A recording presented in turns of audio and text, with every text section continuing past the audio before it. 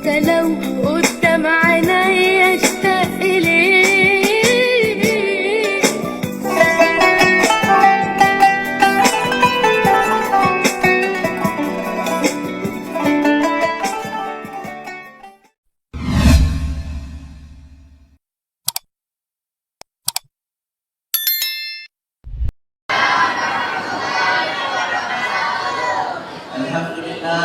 Alhamdulillah Rabbil Alamin.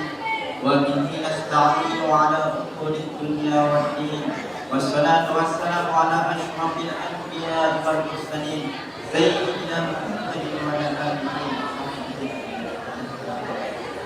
Yang sama-sama kita hormati Bapak Kepala Sekolah Musik Negeri 8 Mataram, yang sama-sama kita hormati Bapak Pembina Remaja Musalla Babul Khair, yang sama-sama kita hormati Bapak Pembina kita khusus hari Jumat, yang sama-sama kita hormati juga Bapak Ibu Guru beserta staf karyawan kita beserta teman-teman kaum muslimin muslimat yang insyaallah dalam kehendak Allah Subhanahu wa taala. Puja dan puji syukur kita ucapkan dan panjatkan kehadiran Allah Subhanahu wa taala, yang dimana atas Tuhan dan karunia-Nya kita bisa berkumpul pada pagi hari ini guna melaksanakan kewajiban kita di dalam hidup. Semoga dengan berkumpul yang kita pada pagi hari ini menandakan berkumpulnya kasih Allah. Salawat serta salam tercurah pada baginda Nabi Muhammad sallallahu alaihi wasallam. Kita akan berlakukan menuju dalam Alhamdulillah, teman-teman, kita sudah melalui pergantian tahun, yang dimana dengan pergantinya hari, pergantinya bulan, dan pergantinya tahun, maka sifat pula dengan kita pada dunia atau ajal kita akan semakin dekat. Dalam firman Allah Subhanahu wa taala, "Qul inna barang siapa yang berjawa akan merasakan kematian." Berbicara tentang kematian atau mengingat akan kematian, maka ada 3 perkara yang mana akan mengadakan kita ke alam kubur, tapi 2 perkara yang akan kembali dan 1 perkara yang akan menemani kita di alam kubur. Perkara yang pertama yakni adalah harta, yang dimana kita di dunia siang, malam, pagi, sore kita mencari harta, bahkan kita lupa untuk beribadah kepada Allah Subhanahu wa taala. Yang dimana ketika kita hidup di dunia, kita mencari harta tersebut, kita nomor 1 harta tersebut. Ingatlah tatkala kita meninggal dunia, maka semua harta itu akan kita tinggalkan. Yang kedua yakni adalah keluarga, yang mana kita hidup di dunia ini, kita cinta pada keluarga kita. Namun saking cintanya kita terhadap keluarga, maka kita lupa akan beribadah kepada Allah Subhanahu wa taala. Namun keluarga juga tidak setia.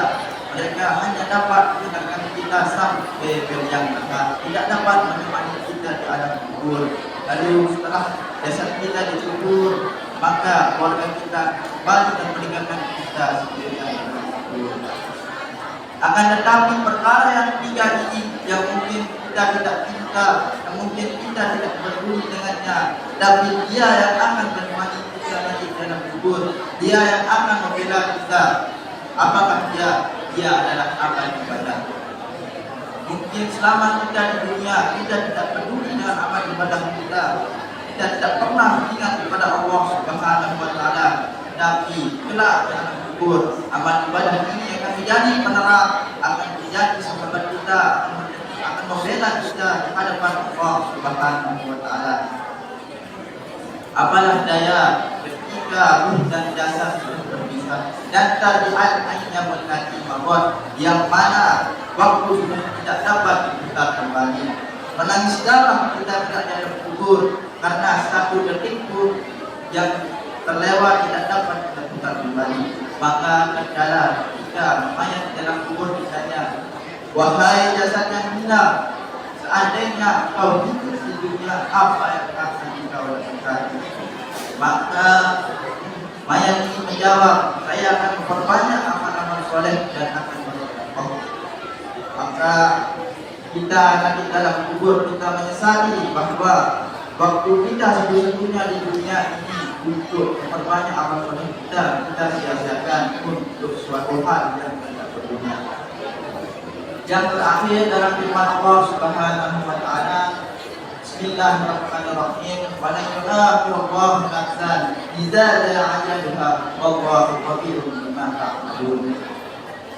Dan Allah tidak akan menunda kematian seseorang apabila waktunya telah tiba, dan Allah Maha mengetahui segala sesuatu, dan Allah Maha mengetahui terhadap apa yang kamu kerjakan. Surat Al-Baqarah ayat 9.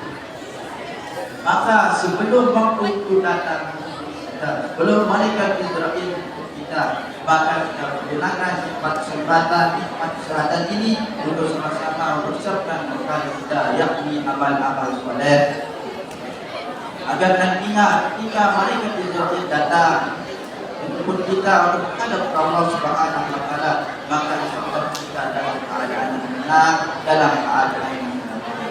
Maka dari itu saya mengajak teman-teman kaum muslimin muslimat, marilah kita sama-sama beramal, marilah kita sama-sama berzikir, bersolawat kepada Allah dan Rasulnya, agar nantinya kita selamat dunia dan akhirat.